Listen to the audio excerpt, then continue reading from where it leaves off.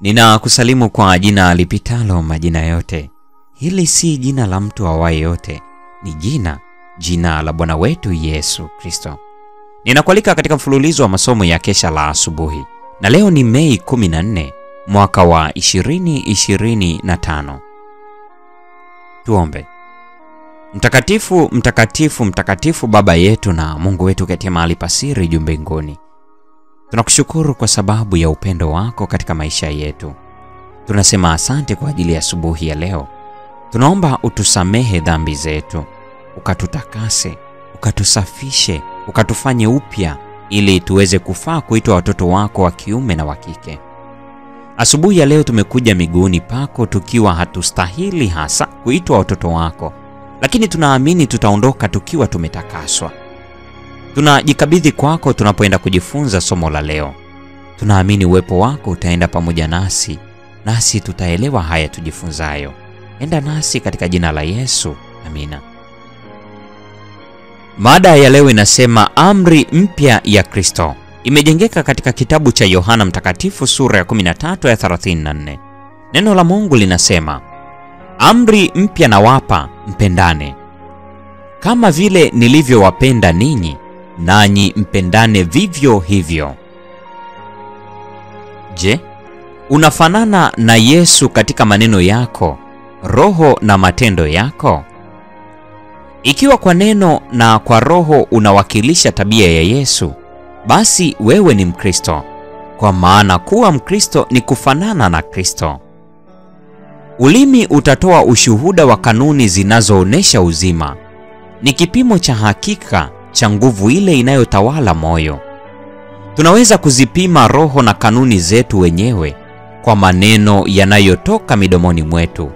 Ulimi unapaswa kuwa chini ya uongozi wa Roho Mtakatifu siku zote.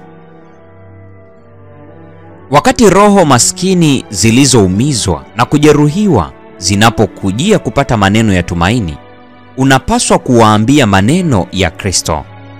Je, unakataa kuwapa maneno ya kupendeza, ya adabu, yenye fadhili? Wale wanaozungumza kama Kristo alivyonena, kamwe hawatapanda maneno ya uchungu kama mishale yenye ncha kali kwenye nafsi iliyojeruhiwa. Naye Bwana akasikiliza na akasikia. Je, utakumbuka kwamba Bwana husikia maneno tunayosema na anafahamu roho inayochochea utendaji wetu? Kristo ndiye mtetezi wa wote waliofichwa ndani yake.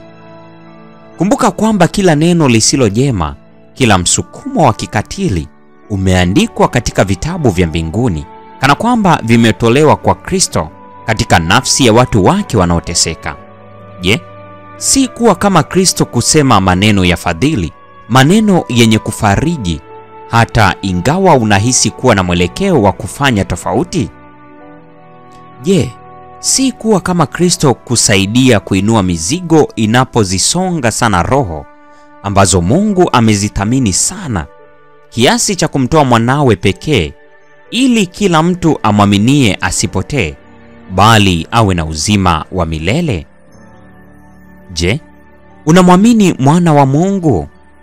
Unamtegemea Kristo vile vile kwa yale yote unayoyapokea, kama vile nafsi dhaifu, masikini na nyenyekevu zaidi? Je, unamwamini mwana wa Mungu?